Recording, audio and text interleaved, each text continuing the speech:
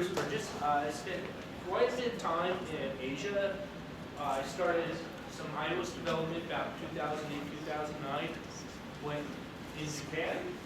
Then I lived in Korea for about 3 years. And I lived in Vietnam for about 2 years. And over my travels, obviously I've seen some things.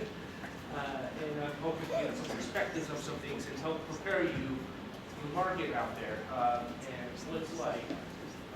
Also, I might have a little cruel humor, so just kind of bear with me on some things. So, okay, so my background. Okay, so I graduated with an electrical engineering degree from the University of Navarino.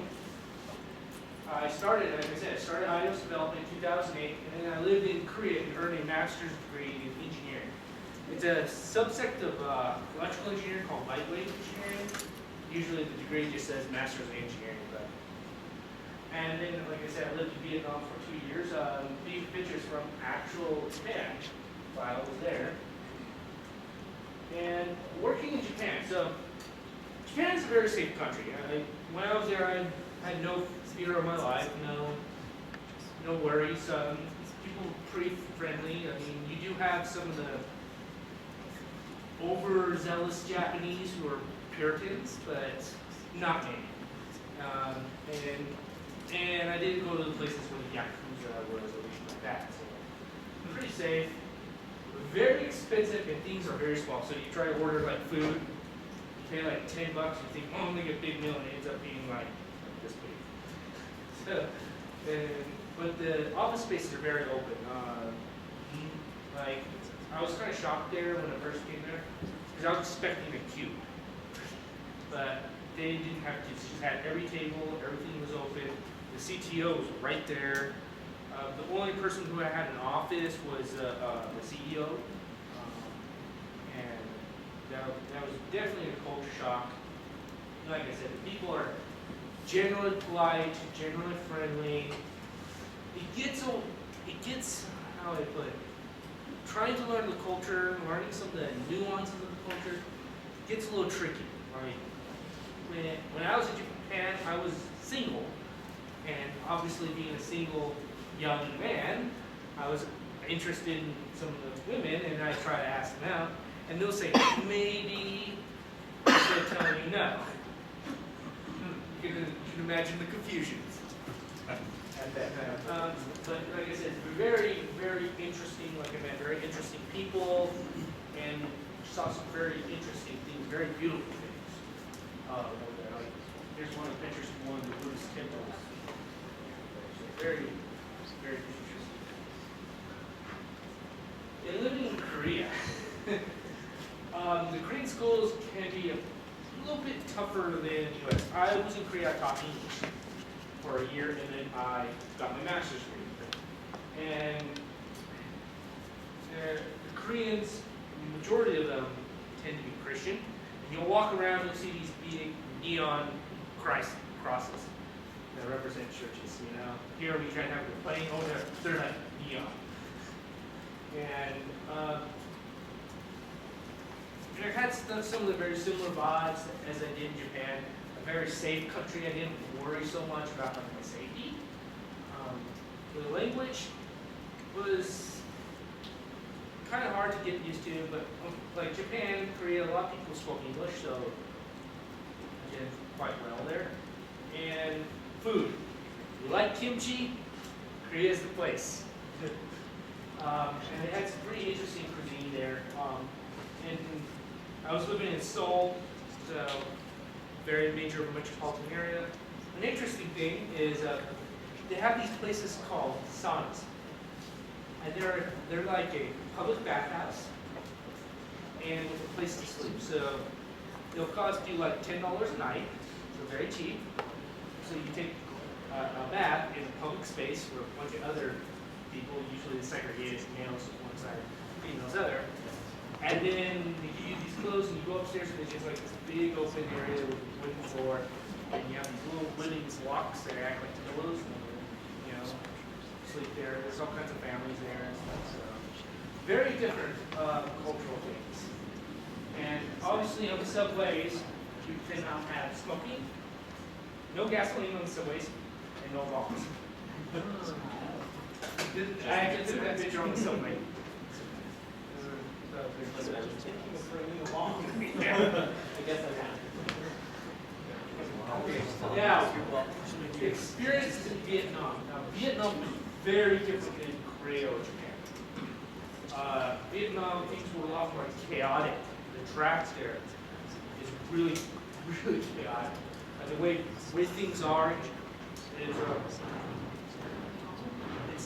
it's not a developed nation. It's a third world nation, and things that you would normally expect in a developed nation are not so much. I mean, in Vietnam, you don't go out past 10. The locals are not out past 10. They're usually at home.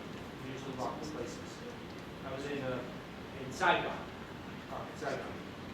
Some other places like Da Nang, and where my wife lives in Quangyang, I'm trying to pronounce it right, province. There are more, she lives in more, her family lives more in the countryside, so it's a lot different. But Saigon, yes, you lock it, people are not out past 10 except for people in District 1, which is the wealthy district. And so there was times where I did worry a little bit about my safety. You can't trust the police like in Korea and Japan. I just trust the police. In Korea or Japan, I walk up to the police and say, "Hey, I'm lost. I'm trying to find this, and they'll help you out." In Vietnam, you just avoid the police. They expect money from you, bribery. They pull you over for money and stuff. But Vietnam can be a very beautiful country, and you can see like one of the Buddhist temples over there that I took in one of the markets there. I mean, people can be friendly. I mean, obviously there's that little wild west feel moving there a little bit, and that took a little bit to get used to, and to kind of be a little bit more aware. Being a Westerner, particularly a white guy, you get approached a lot to buy something, or they raise the prices up on you, try to hustle a lot. But really cheap there. It's really cheap there. So, and fresh fruit, seafood. I mean, that stuff's awesome. There, very good. Now, anyone who knows Sunset Hardware?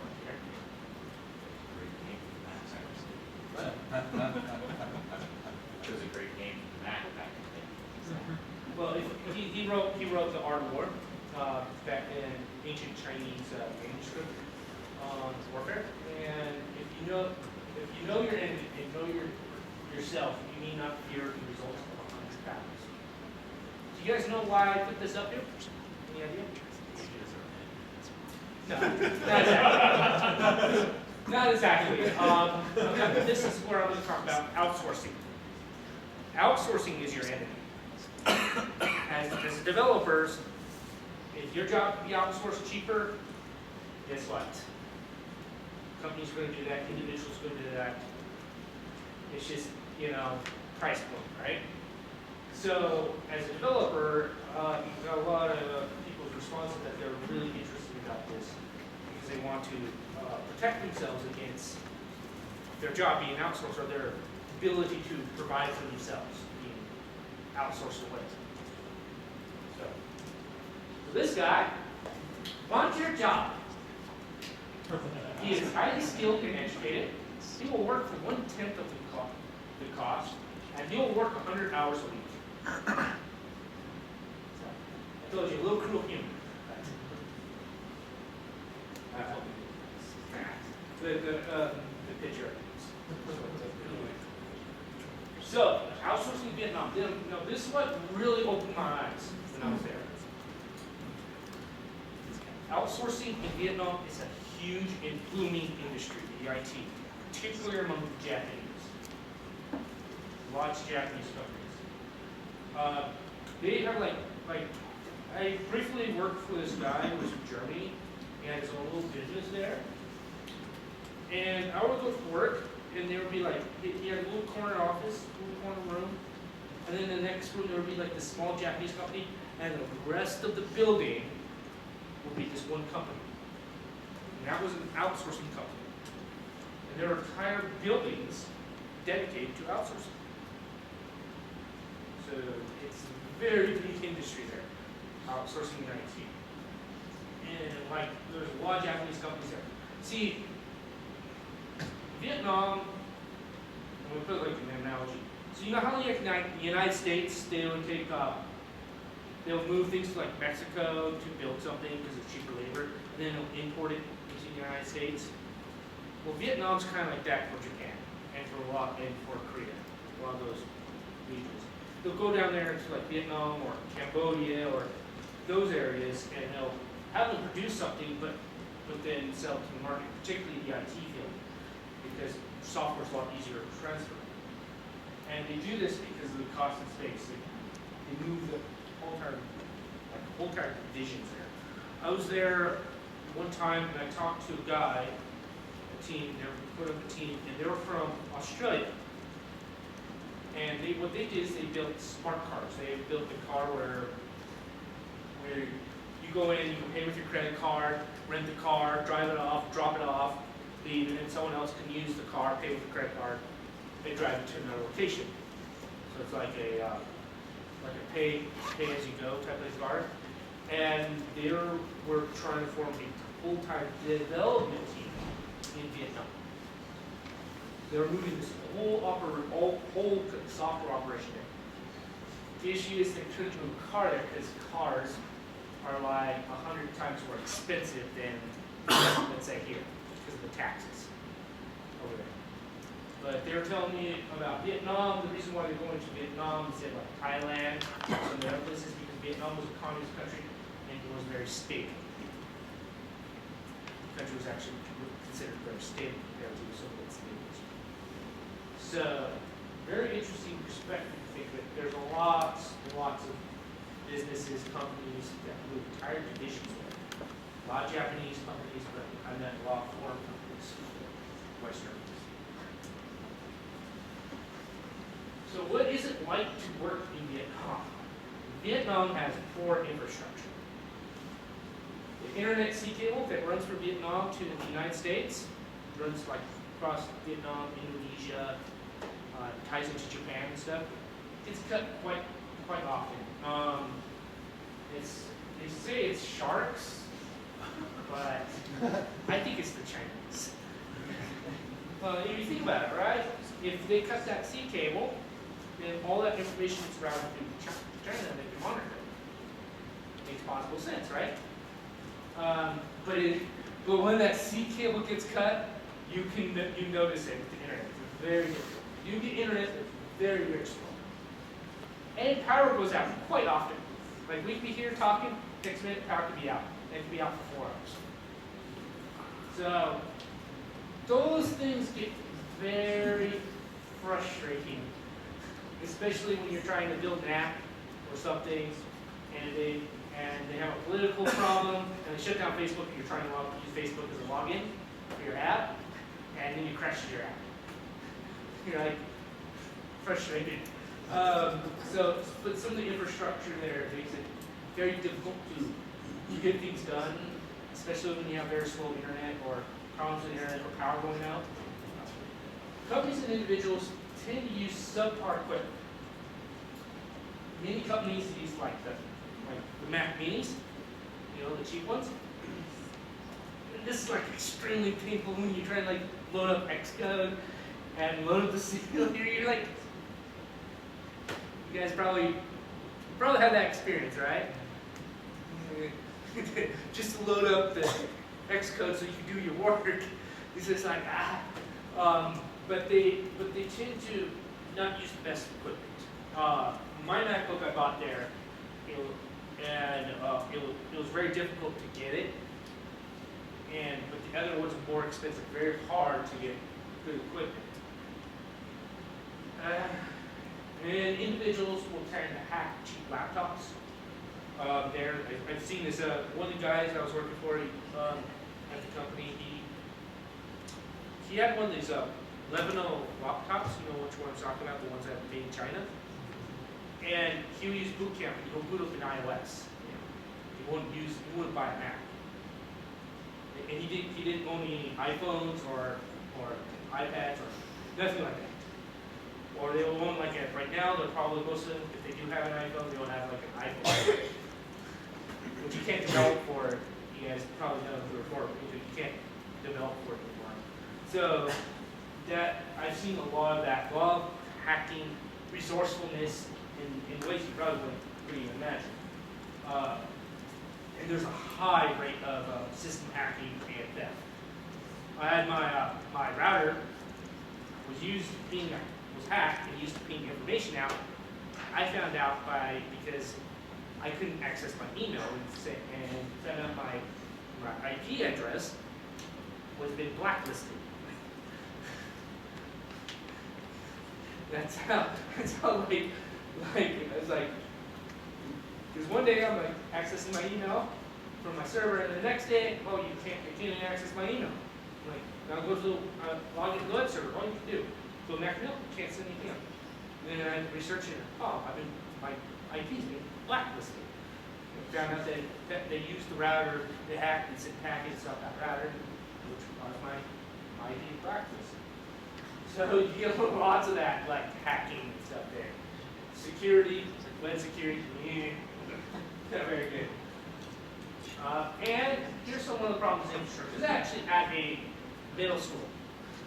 You see that?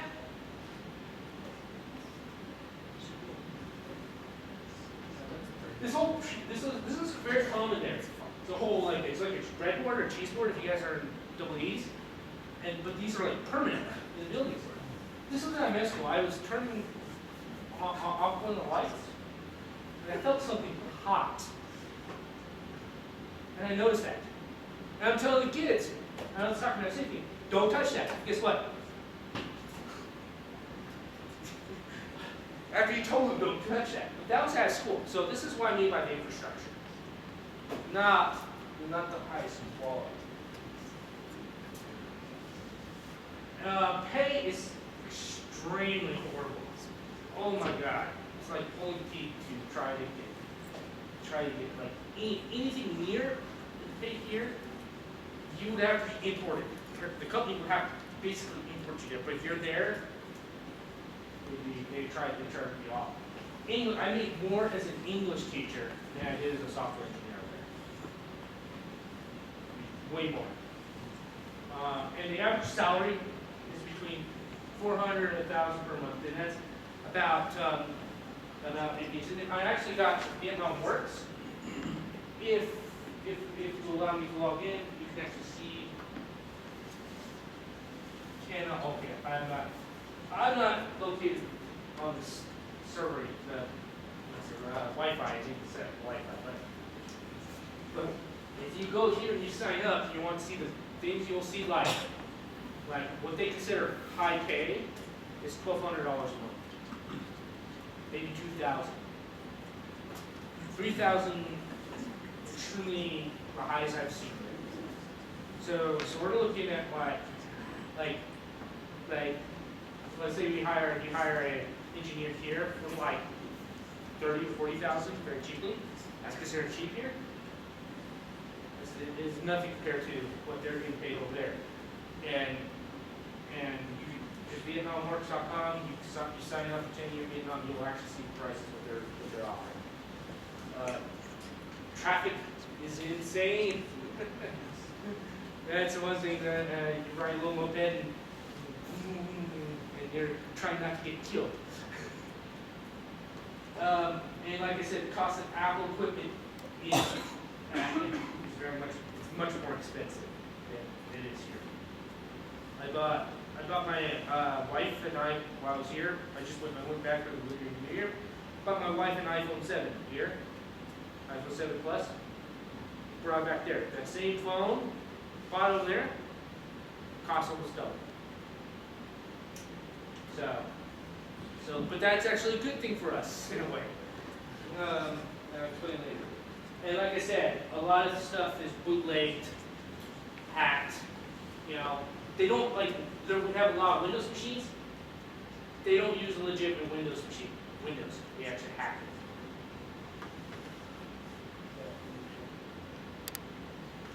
what the workers look like.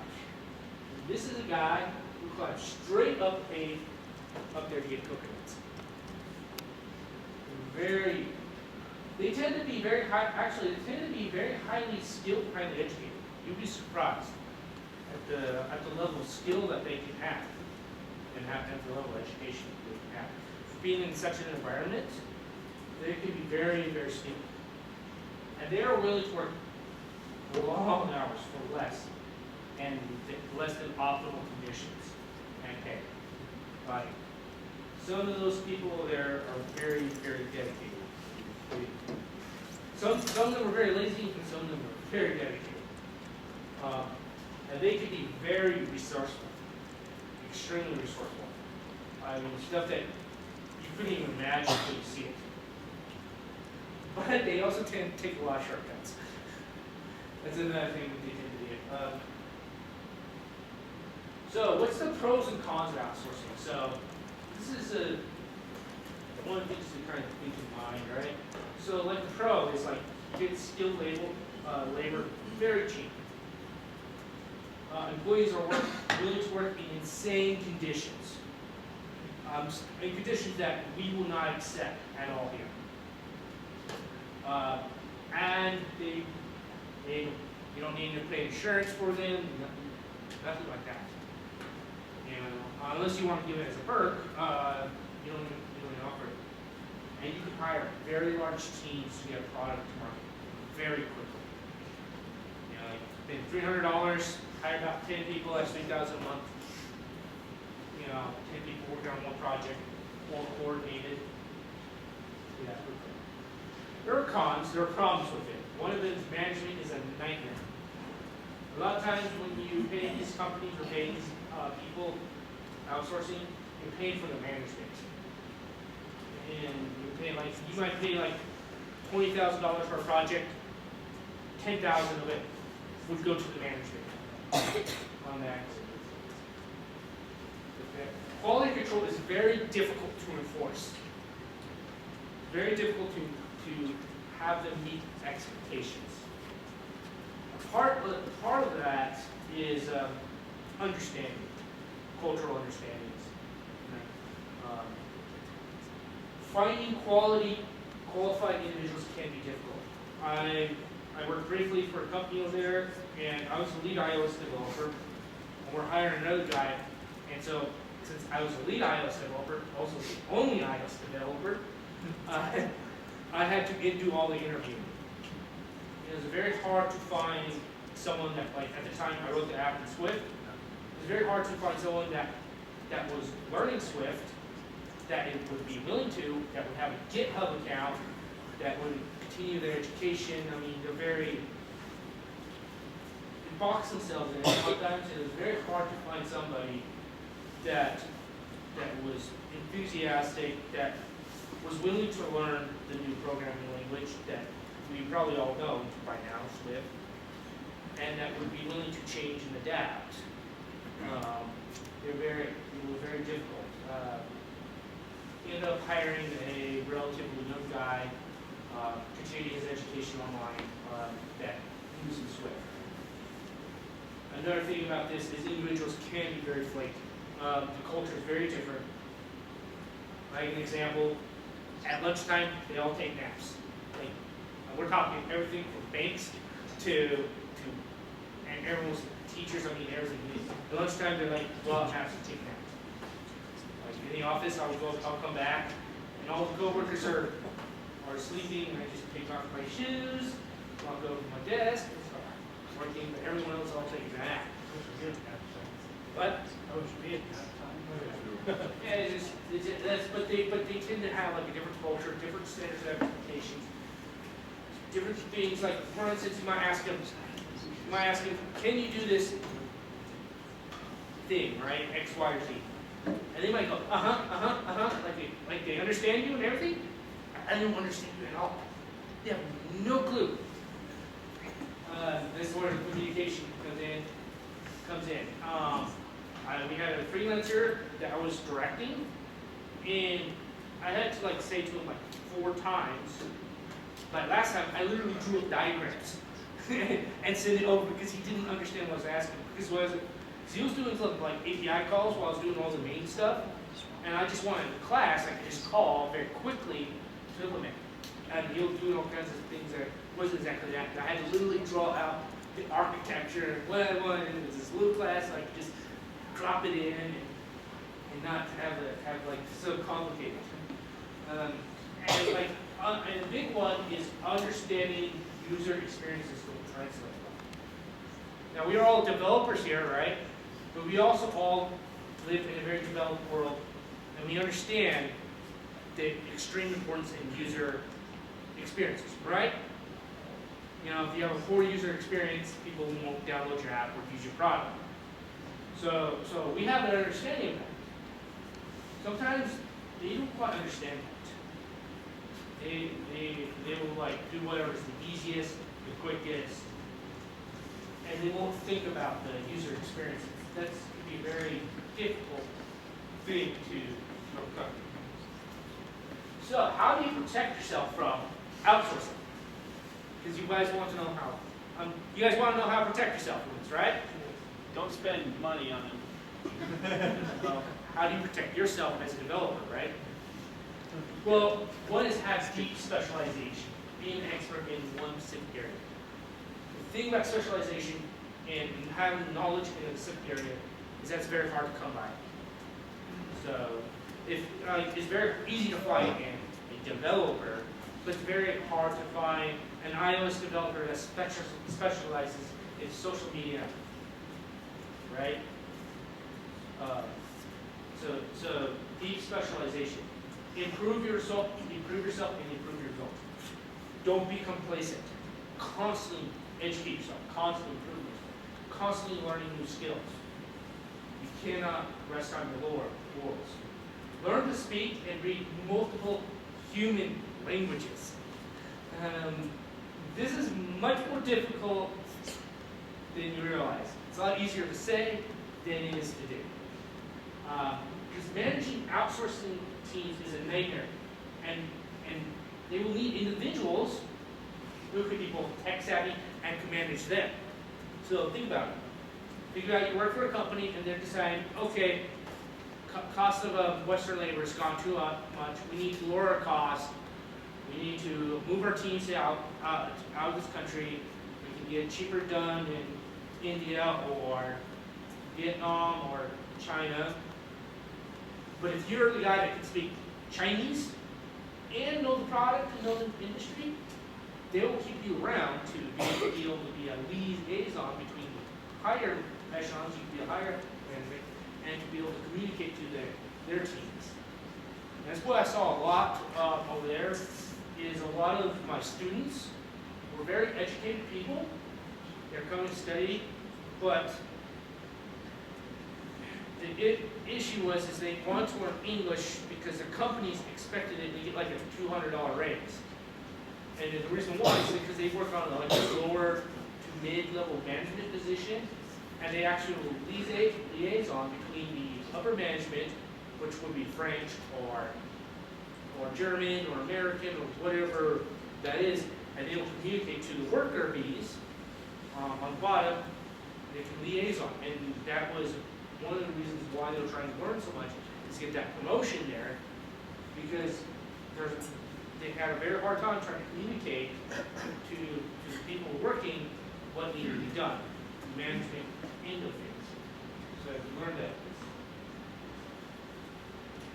Understanding the user experience and providing optimal user experience. Keeping with the current technology it uses, the Apple tax, like I said, helps us. High cost actually helps us. Because over there, they can't afford it. So what they do is they would hack something together. Whereas us, we can afford the materials, and then we have the user experience. We understand what the user is looking for. It's very difficult to understand what an iOS user or what an Android user expects if you can't afford the device, if you can't use the device. And this is very critical. And then have a backup plan. Plan for other revenues and work on side projects. So, you worry about your company outsourcing your job, have some other side projects, have some backup plans. Because we can't guarantee that our job will be there tomorrow. I mean, if you're in a startup, there's no guarantee that that's going to exist in a couple of years. If you're working for a company, you can't be for sure that they won't lay you all off and outsource it. So always be working on other avenues or other side projects. And is there any questions? Yeah. This is kind of a side question, but which food did you like the best? Which food? That's tricky. Like, if you only choose one of those countries to eat their food for like a month, which one would you choose? Vietnam, Japan, or Korea? That's tricky. I would say all because each country has its own unique dish there that's really good, and then other dishes I don't care for. Definitely Japan. Well, Japan was not bad actually. Donkasu in Japan was actually quite good. Sobu. Did I say it right? There's a noodle that's really cheap. It's actually pretty good. Soba. Soba. That's it. Soba. Yeah. So. They do everything good there except for Mexican food. Yeah, Mexican food is horrible. Mexican food is not that great in Korea, not that great in Japan, not that great in Vietnam. It's not that great, you tell you that. It's better here than it is over here. Yeah. So any other questions? I'm curious if anybody's ever had a good experience outsourcing one of these countries or other countries. Our company is outsourcing. We have a team in the Philippines, and so there's a company here that manages that, named Xylon. But we've had a pretty good mix. So we have a QA guy that's he's very talented and he's very good with English. But we just hired a guy that's struggling with English, so they kind of translate between them. But they're really skilled. I think language barrier is the biggest thing we've had, the biggest issue. And they're just doing QA stuff? We have 2 developers there, and then I think 2 QA. So, Yeah. On top of that, I mean, I don't know the exact details, but my company has a small team in India where for a time, some of them were full-time and some of them were contractors. And the contractors did a well enough job that, we sent them an offer saying we want you for a lot longer than when your contract says. So I guess it's really hit or miss because even here in the U.S. we had some other contractors that we wanted for a little bit of time and they didn't get much work done. So, I think as far as contract work, it really is hit or miss. Well, he had a question back there. So this is sort of like a comment and a question. So we had a team working for us in India from probably this time last year up until September. And we eventually had this the whole team just because of this reason. And I want to ask you about this, but it was just so hard coordinating with them because we were on completely opposite schedules. So you would have to. I mean, I'd sometimes have to wake up at like midnight, 1 o'clock, so I could do some sort of planning meeting and then tell them what I had been recording and just how did you find companies stateside? How did they manage that? A lot of times, like what our company does, like I work with Steve, is they adjust our time here. So they're up all night and they leave work. There. Another thing is too is they would have like I say a liaison too. So instead of trying to talk to a whole team, you talk to a single person. And you might have like a time that you arrange with that person.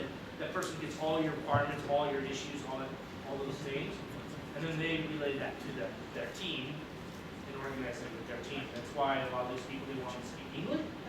They act as that liaison between the other managers, the English speakers, and then the team.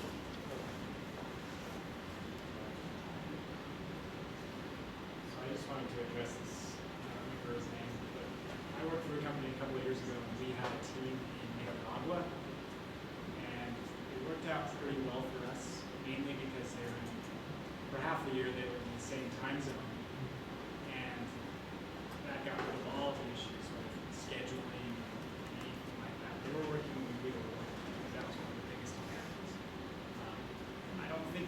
as quite as low as a team in India or other parts of Asia, but was still a fraction of the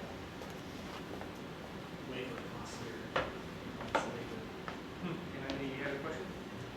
Technically, we're outsourcers for Silicon Valley and New York.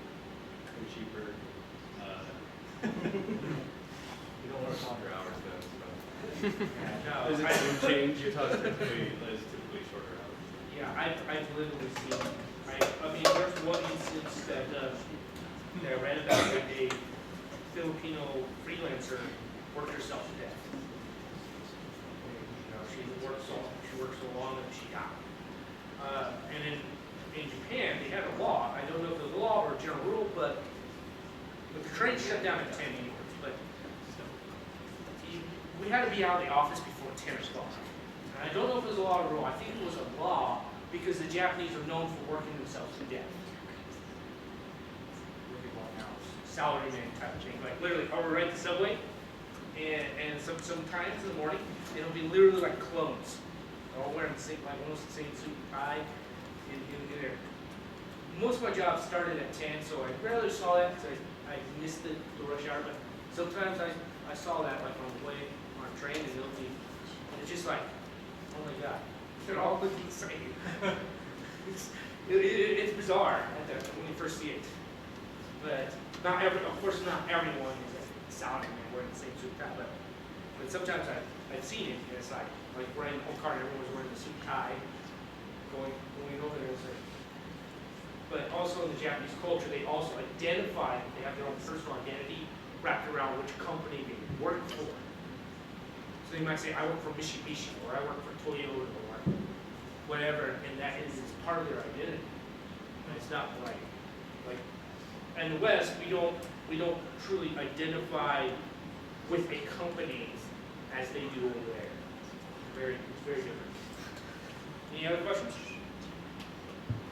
Yeah, what was your experience with like the deliverable back to the company, whether it's Japan or America? Was it usually an app, or was it like the code also, and turning the code Okay, over? so in Japan, I was a full-time employee with the company. So literally, they provided me with a Mac and everything. That was the first time I picked up the Mac since I was in grade school. Because I'm an electrical engineer, we used a lot of PC, all the software we ran would only run on a PC, like MacLab and PC Pies and things like that. So the code was the company's. I mean, the whole thing, they had, a function under their company name. In Vietnam, it was like one company I worked for, I was looking at their code trying to plug with these and stuff. The other company, I literally scratched what they had, so it's pretty bad, and rewrote it from Swift. And I still have the code on my computer, but I work for them, so they have the code, and it was all uploaded to GitHub. There's a private repository on GitHub that had uploaded it, and so they had it on the repository. So, but if I try taking their code and publishing it, I think I'll have some serious problems. So I don't do that, but I still keep it. It's a good reference point for me to look at. Say, how did I do that? I have to think, but I won't publish it. Any other questions?